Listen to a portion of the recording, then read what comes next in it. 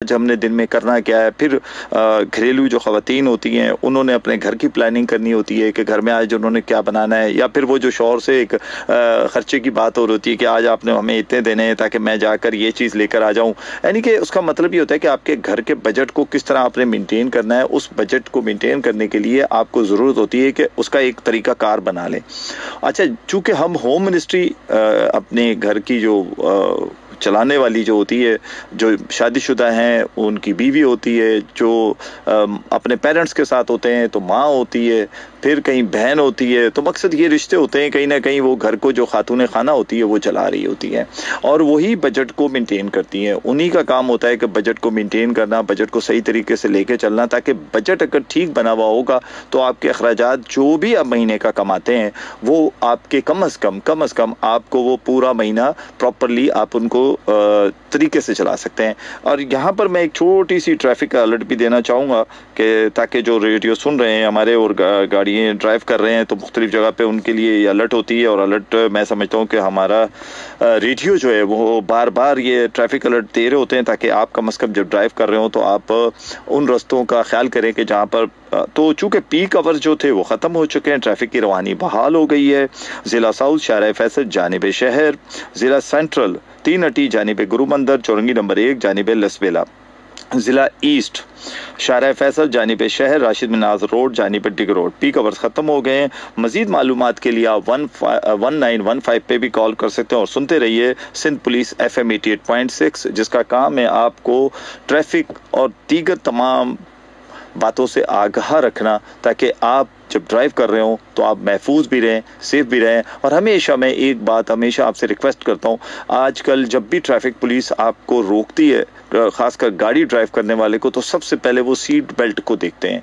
अगर आपका seat belt लगा हुआ हो तो वो कभी भी आपको नहीं कुछ कहते, वो जाने देते हैं। लेकिन जब सीट बेल्ट नहीं लगा हो तो डेफिनेटली फिर आपको जुर्माने भी किए जाते हैं। इसी तरह जो बाइक राइडर होते हैं, मोटरसाइकिल चला रहे होते हैं, उनके सर पे हेलमेट होना बहुत ज़रूरी है। हेलमेट का इस्तेमाल आजकल तो ज़्यादा कीजिए क्योंकि मौसम भी तब्दील हो चुका है, ठंडा मौसम हो गया है। मुझे अफसोस के साथ ये कहना पड़ता है, मैं थोड़ा सा टॉपिक से हट रहा हूँ लेकिन मैं ज़रूर इस पर बात करूँगा कि वो मुख्तलिफ चीज़ें आ गई हैं। आप मुंह पे पूरे पे कपड़ा लपेट कर, कानों को बंद करके और एक अजीब सा रवैया शक्ल बना के आप एक रोड से गुजर रहे होते हैं। एक हेलमेट जो आपकी हिफाजत देता है, जो आपके सर को बचाता है, जो आपके पूरे फेस को महफूज करने की कोशिश होती है उससे, तो वो उसको पहनना आप शायद नागवारा समझते हैं। तो ये मेरा ख्याल है कि आपको हेलमेट का इस्तेमाल लाजमी करना चाहिए। अमूमन लोग कहते हैं कि जी हमें वो सूट नहीं करता, उसमें ये ऐसा होता है वैसा होता है, लेकिन जब आप उसके आदी हो जाएंगे तो फिर वो आपको सूट भी करेगा।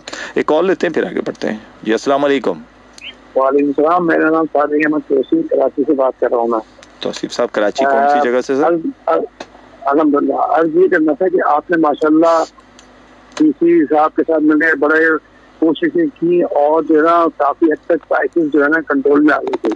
जी जी। तो मैं आपका थोड़ा फीडबैक शेयर करूंगा आपसे कि कम से कम मेरे बजट में तकरीबन 3000 का फर्क पड़ गया था आपकी कोशिशें जो प्राइसेस डाउन हुए थे। जी जी। लेकिन अब ये हाल ये है कि ना वो फिर दोबारा से प्राइसेस जो है वो इंक्रीज होना शुरू हो गई है और वो हम वहीं पर आ गए दोबारा जहाँ से चले गए।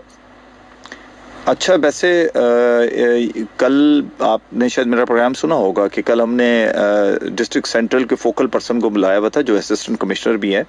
तो कल वो अच्छा कल वो ये बैठे हुए थे तो बिल्कुल ऐसी बात हुई है कि कुछ जगहों पे देखें, जो मेन असल में हमारे यहाँ जो सबसे ज़्यादा प्रॉब्लम क्रिएट हो रहा था वो हो रहा था दूध के ऊपर, कि दूध की प्राइस जो थी वो 230 240 पे चली गई थी, वो अब इस वक्त 200 रुपये है।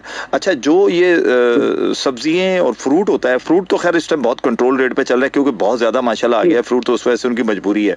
लेकिन सब्जियों का एक चीज़ होता है, क्योंकि हम सब्जी मंडी पे भी मैंने प्रोग्राम भी किया और मैं सब्जी मंडी पे विजिट भी करता हूँ। ये सिर्फ मैं आपको ये बता रहा हूँ कि बाज़ दफ़ा जो चीज़ शॉर्ट हो रही होती है ना, क्योंकि ये फैक्टर जुड़ा हुआ है डिमांड एंड सप्लाई के साथ, तो वो ऑटोमेटिकली उसकी अच्छा। लेकिन मैं आपसे एक रिक्वेस्ट करूंगा कि आपके पास अगर एंड्रॉइड सेट है तो आप या तो कमिश्नर कराची का पेज लाइक कर लें, या चाहे तो हमारा crpc.pk के नाम से फेसबुक पेज है जिसपे हम ये चीजें शेयर करते हैं, आप वो कर लें, या मेरा शकील बेग के नाम से उस पर मेरे ख्याल में मेरी तस्वीर लगी भी होगी, आप उसको लाइक कर लें। इन जगहों पे हम ये चीजें शेयर करते हैं, डेली बेसिस पे जो लिस्ट होती है वो भी डालते हैं, तो आपको थोड़ा सा पता रहेगा, तो फिर इंशाल्लाह ताला आप बहस भी कर सकते हैं उनके साथ। ठीक है जी, थैंक यू जी, बहुत शुक्रिया जी। तो अब चूंकि इस वक्त जो हो देखिए, ये बात इसमें कोई शक नहीं है। अब इस वक्त जो अंडा है वो उसकी कीमतें बढ़ी हुई हैं। कल नाजवाबाद से मेरे पास वो आई हुई थी परसों, और एक गुलबर्ग से आया हुआ था कि वहां पर दुकानें सील हुई हैं। यानी कि सील का मतलब ये होता है कि इसका मतलब है कि वो कीमतों पे कंट्रोल, कीमतों पे चीजें नहीं सेल कर रहे होते। तो फिर वो डेफिनेटली जो अथॉरिटीज होती हैं फिर उनके पास तो दूसरा टूल यही होता है कि दुकान को सील करें, बड़े जुर्माने करें। और अंडे की कीमत को कंट्रोल करना जाहिर सी बात है कंट्रोलर जनरल प्राइजेस, कमिश्नर का काम है। कमिश्नर के नीचे डिप्टी कमिश्नर्स और असिस्टेंट कमिश्नर्स होते हैं। ये तो अपनी जगह है, लेकिन मैं बजट की आज बात कर रहा हूं कि आप अपने घर का बजट बनाते कैसे हैं। यानी कि आपके पास आमदनी होगी, मिसाल के तौर पे 30,000 रुपए आ गए आपके पास। अब वो 30,000 में अगर आपके 2 बच्चे हैं तो आपने 30,000 का मतलब हुआ कि आपने पर डे 1,000 रुपए आपके पास आ गए। अब 1,000 के हिसाब से आपने किस तरह मेंटेन करना है कि डेली का आपने वो आने ट्रेवल भी करना है, अपने दफ्तर आना या जहां भी जॉब करते हैं फैक्ट्री में वहां आना जाना आपका है। सेकेंडली नंबर पे आप सुबह का नाश्ता भी है, दोपहर का खाना भी है, रात का खाना भी है। फिर उसके बाद छोटी मोटे कोई और लवाजमात भी होते हैं, कोई मेहमान आ जाता है, बच्चों के स्कूल हैं। इन चीजों को कैसे देखते हैं? जरा कॉल लेते हैं फिर बात करते हैं। जी अस्सलाम वालेकुम। सलाम। जी वालेकुम सलाम जनाब। मैं नियाज मोहम्मद जहांगीर रोड से बात कर रहा हूँ। जी नियाज साहब, क्या फरमाएंगे सर? बजट कैसे बनाते भाई हैं? आपका प्रोग्राम बहुत अच्छा है। बजट बनाना तो शकीर भाई आजकल बहुत मुश्किल है, क्योंकि रोज का जो है ना नरखों का जो है ना उतार चढ़ाव रहता है ना। जी जी। लेकिन ये है कि गुजारा करना पड़ता है फिर उसी में। जैसे अभी सर्दी है तो पखे ये नहीं चलाते हैं, बिजली का बिल कम आ जाता है, लेकिन उसकी जगह गैस नहीं होती है तो सिलेंडर फिर हमें भरना पड़ता है। अच्छा, गैस आपका याद होगा कि अभी पिछले दिनों वो आए थे मेरे पास तर्जमान, और चूंकि आप जी जी जी सलमान अहमद सिद्दीकी, वो मैंने कंप्लेन करवाई थी उनसे। जी आपने कंप्लेन भी की थी। कोई आपके उधर से कोई राब्ता हुआ है उन लोगों का? कोई नहीं हुआ है? कुछ भी नहीं है, कुछ भी वैसे ही बंद पड़ा हुआ है। बस यही सिलेंडर भर रहे हैं और वो कर रहे हैं हम लोग। ये आपने क्या एरिया बताया था, थोड़ा सा बताएंगे? जहांगीर रोड पटेलपाड़ा हमारा था ना, अंदर पूरा मोहल्ले में गैस नहीं है। हमारे इधर बिजली ग्राउंड की तरफ बिजली ग्राउंड है और अंदर मियां खान चौक है। कौन सा ग्राउंड बता रहे हैं? बिजली ग्राउंड है जहांगीर रोड में, बिजली ग्राउंड मियां खान चौक। बिजली ग्राउंड और मियां खान चौक, जी ठीक हो गया। ये मैं आज उनको खुद फॉरवर्ड करता हूँ, दोबारा फॉरवर्ड करते हैं, हम उनसे बात करते हैं। मैंने कॉल करके बोला भी था उनको, ये पूरा मोहल्ला हमारा नहीं आ रहा है ना। जी जी, उन्होंने मेरे सामने नोट किया, मैंने उनको खुद पर्चे दिए कि ये पकड़िए और नोट कीजिए, बल्कि उन्होंने सबको नोट किया उन्होंने तो। लेकिन हम उनसे लेते हैं ना, हम उनसे अपडेट लेते हैं क्या कहाँ तक पहुंचे हैं। बड़ी मेहरबानी। Thank you.